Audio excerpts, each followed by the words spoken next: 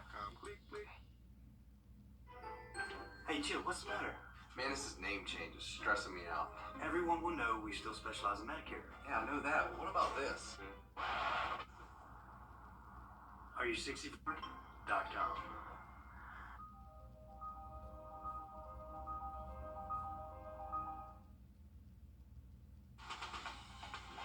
Live from Augusta, you're watching News 12 at 6 o'clock. Another family suing a healthcare company in charge of inmate care at a local jail. They didn't care enough to check on him. Tonight, we look at another wrongful death lawsuit filed against Southern Health Partners, this time in Aiken. But first tonight, money, drugs, and guns. This video is sparking an investigation, and that's put more than a dozen people behind bars. Some of the people charged in this investigation as young as 15 years old, all of it happening in Rennes. We first broke the story down last night. Multiple police agencies helping arrest 14 adults and a juvenile. And the grand jury said last Thursday there is enough evidence to indict 20 people. Taylor Martin shows us the impact. Can you imagine the absence of peace in your own home? It's a reality for multiple people who live in Rennes. You have 60 and 70 and 80-year-old people, black and white, that come to you and say, I'm afraid to go out on my porch and sit at night. The actions in this video, police say are tied to the investigation of more than 15 people in Rennes, show guns, drugs, and money. Exactly what makes neighbors weary. I even had one elderly lady who was saying that she wanted to move her bedroom to a different location of her home so it wouldn't be close to the highway, to where it would be closer to the back of her home. It's what led to aggravated assault and gun-related charges, the Georgia State Gang Act, and the Georgia RICO Act, which stands for Racketeer Influence Corrupt Organization. Or it's a business of some sort, illegal or not, that's doing illegal things, obtaining illegal property and illegal monies in illegal ways. And in this video on YouTube, investigators say the evidence is all there.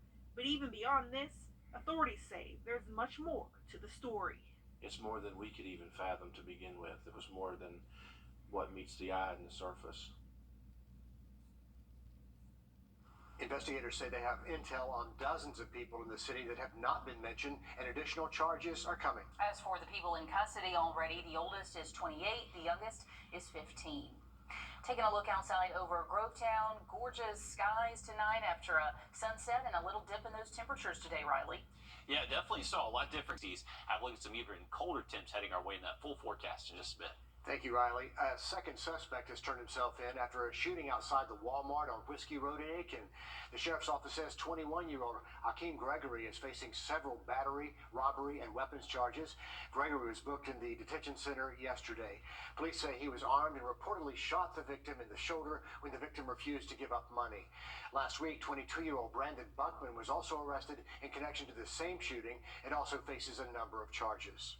It's been about 2 weeks since we broke the news of the death of a Bamberg County inmate with mental health issues. Alan Thibodeau died in the hospital after a lawsuit claimed he dropped 77 pounds in just 5 months.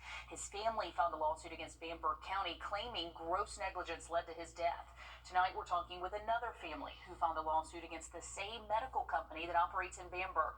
Southern Health Partners also runs healthcare for the Aiken County Detention Center. Court records show at least 10 lawsuits have been filed against them in Aiken County alone. And as Hallie Turner reports, an Aiken County family claims their son might still be here if he'd gotten the care he needed. It all comes down to mental health on the inside of the detention centers, and the care these families say that isn't happening. The Crow family, like Alan Thibodeau's family, says neglect led to the death of their 36-year-old son. We want to warn you, some of the footage you're about to see may be disturbing to watch. This is 36-year-old Adam Crow, a father, avid outdoorsman, and a mama's boy. He loved cooking outside. He loved grilling. Best cook. Oh, God, I couldn't touch him. And he learned from me, but I couldn't touch him. He also struggled with bipolar disorder. With bipolar, your brain does not shut down. It's in a constant whirl. He tried to supplement that with alcohol. Lila says 6 years have passed since she's been able to hug her son. The last time she saw him was in May of 2017. just before he was going to take himself to a mental health facility. Before he left and after he talked to me, I looked in his eyes. Adam wasn't there. He just wasn't. But he never made it there. By 9:09 that night, Adam was here at the Aiken County Detention Center, lying lifeless on the bottom of a holding cell floor. The lawsuit filed by his family states they believe Southern Health Partners, among others, is to blame for their son's death. The timeline in the lawsuit shows while Adam was en route to the mental health facility, he caused a DUI car accident. According to the lawsuit, Adam told medical professionals he had problems with depression, drinking, and a previous suicide attempt, but he was on his way to get help at the time of the crash. The document states that despite medical professionals knowing this, they still medically cleared Adam for jail. Adam arrived at the Aiken County Detention Center at 4:43, only wearing blue pants. 6 minutes later, Adam is taken to a holding cell, where video shows he sits alone for hours without being checked on. At 7:09, he covers the camera, but no one comes. Officers can be seen walking around, talking, business as usual. At 8:08, Adam puts his pants on the door and just minutes later takes his own life. Video footage showed he remained there for an additional hour before anyone ever noticed. His family believes had Southern Health Partners and other medical and jail personnel followed the proper pre-intake screenings as they're required to do and been trained to handle mental health patients, that their son would still be here today. Now, we're going to put their full response on our website, but it's about 20 pages in it, and Southern Health Partners and Robert Williams together deny every allegation against them. It's certainly hard video to watch, how long it went unnoticed, and I know it's got to be hard for the family. Hallie Turner in our newsroom for us tonight. Thanks, Hallie. On your sideline, sports brought to you by the Hawk Law Group. All right, listen, a decision had to be made. Did they make the right one? Anyone can debate that all day long, but it's the one that was written at the end of the day. The Dogs are out, unbeaten Florida State 2, and now they'll meet in Miami in the Orange Bowl. Both teams are still trying to make sense of the situation. It is the first time that the #1 team heading into championship weekend didn't make the CFP even with a loss. Florida State is the first unbeaten Power 5 conference champion to be excluded from the 4-team field. Kirby Smart summed it up perfectly. It's just a tough situation to be in. I mean, I empathize with anybody that goes undefeated and doesn't get in, and I empathize with our players because I personally feel like we deserve to be in. So, I mean, we've got a really good football team, and we're considered #1 in the country all year and then fail. So we got a hornet's nest around here, too, of some players that are disappointed, too. So that works both ways. The good news is we got each other. Both Georgia and FSU said it's been an emotional roller coaster the last 24 hours. There is no doubt that they'll each be walking in with something to prove on December 30th. So frustrating this year. Thanks for that. Okay, speaking of sports, grab your racket. The pickleball craze continues growing here in Augusta. We have a first look at a new indoor facility next on News 12 at 6 o'clock. And hanging on the dry weather the next couple of days, but getting a little bit breezy out there. We'll have that full forecast next. Time Wednesday and Thursday, those high temps will drop off into the 50s, so just a few degrees below average for this time of year. Heading into the weekend, looks like we do stay mostly dry. Cannot rule out a few showers, but don't cancel anything just yet. Well, the pickleball craze isn't anywhere over yet. Soon our area could have a brand new indoor pickleball facility. It will be in Martinez, where the old Final Cut was. Popular spot right there, but if the Planning Commission gives the final green light, the space will be used in a very non-traditional way. Cindy Hood has our first look. Imagine 10 pickleball courts where I'm standing at right now, and then on the other side, a hardware store. So, a strange combination, right? But it could be a match made in heaven. We're hearing a lot of racket when it comes to pickleball. Pickleball is a sport that really brings community. So not only is it an opportunity to get physically active, but this sense of community that exists is really something special. So that's why he's taking this empty space and turning it into something the whole family can enjoy. I hear all the time there's nothing to do in the Augusta area, which is not really true, but this is definitely an opportunity that we're going to capitalize on. The space will have more than just pickleball. It's truly a social environment, so you can get something to eat, get something to drink, hang out with your friends and family, and have a good time. That's on this side. So again, just imagine that, there's a wall here, and then all this is our space. And then on the other side, This is going to be a giant wall starting there. A hardware store. You can get a racket and a drill, and then you're good to go. Not exactly the combination you had in mind. Troy and them approached us with the pickleball idea. We thought it was a great idea just because it would drive so much foot traffic. That's the goal, to fill the empty space. The flow will be good, and the parking lot is massive as it is, so it should be able to divide kind of itself. And then ultimately bring people together inside. We're hoping kind of a revitalization, especially some of the empty spots in this shopping center, but also in the surrounding area. Serving all the handymen and pickleball champions at one time. In Columbia County, Sydney Hood, on your side. I don't know what we're missing. I still haven't played yet, but it must be pretty fun, right? I can't believe it because everyone raves about it. Everybody's It's not that playing. I don't want to. Yeah, right. Yeah. The next step in all this is for both businesses to get the planning commission's approval. That'll be at the beginning of the year. And they're hoping to get a permit to continue their progress after that. Also new tonight, after announcing their closing, the Munchies Lab will be reopening in Columbia County. According to its owner on Facebook, that restaurant was previously on Walton Way in Augusta. They're known for their mixture of cuisines, their risque waffles. The owner says they should be open the second week of January if everything goes as planned. Is it straight A's for Central EMS? Weeks after we uncovered complaints, tonight the company's responding. The update next. Jack Foundation Repair.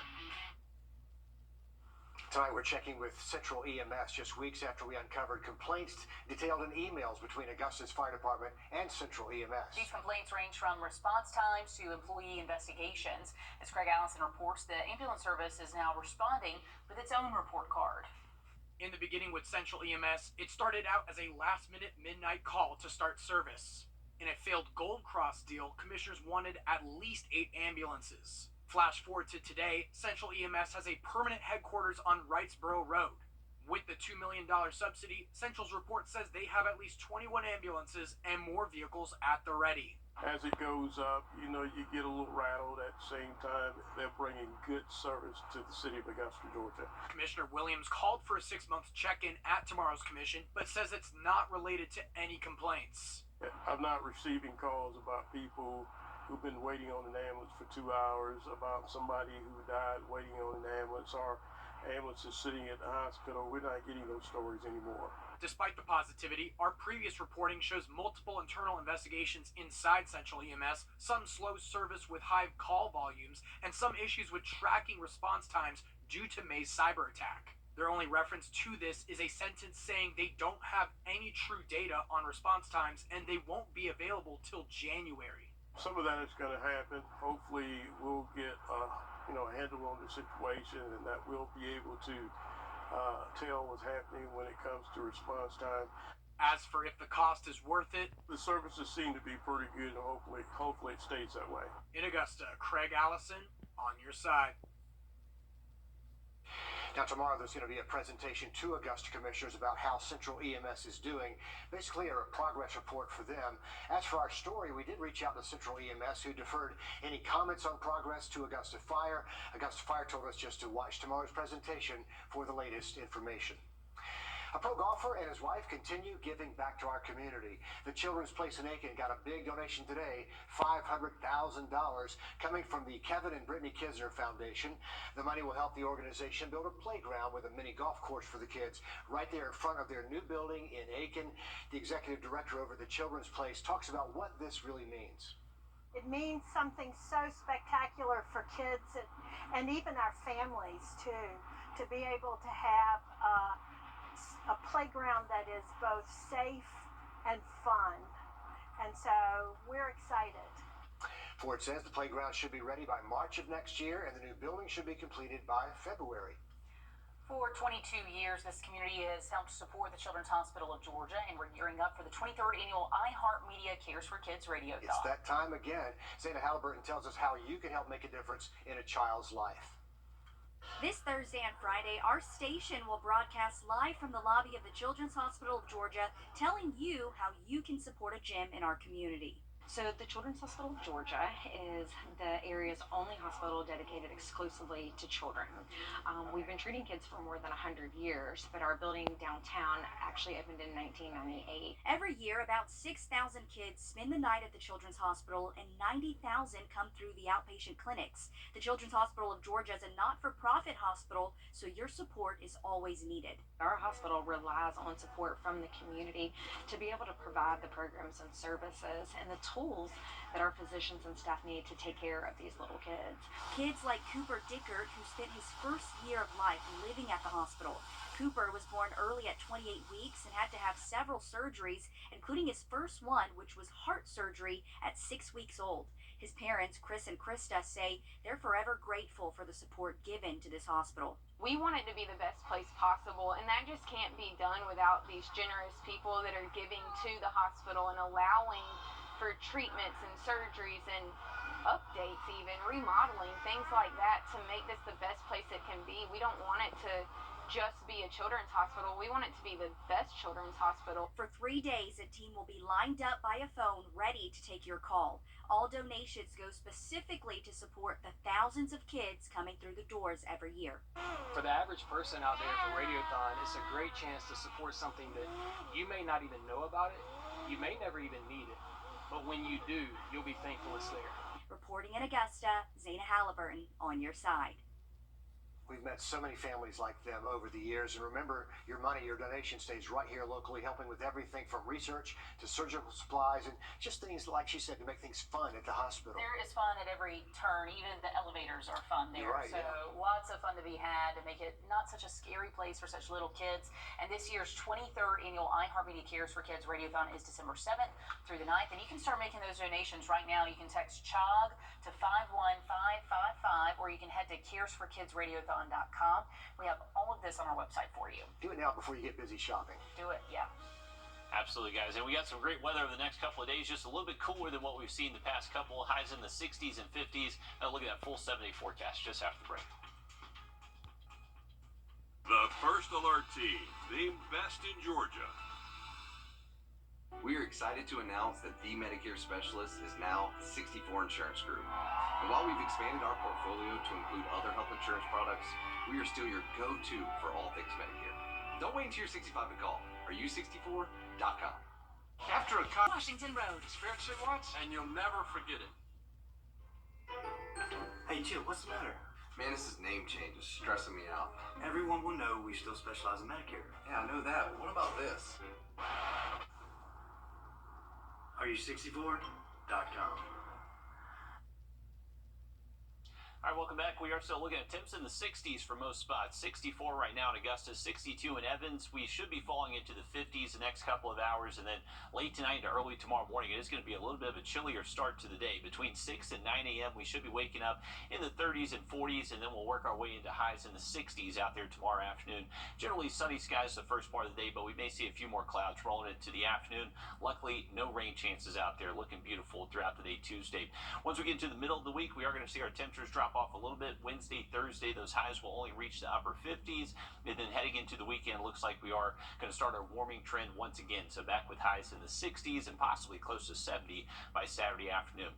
Not much rain in our forecast for the next several days. You can see we're hanging on to dry conditions at least through Friday. Into the weekend is when we're expecting our next front to show up. So ahead of the front will be a little bit warmer Saturday, a few clouds rolling around, and then maybe a stray shower on Sunday. Right now, it doesn't look like a washout by any means.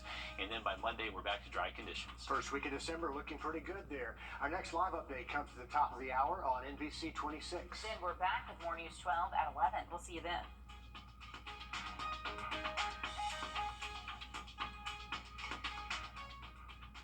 At the CBS Evening News, we focus on solutions, finding solutions to help people understand what are the right choices to make for you and your family. There are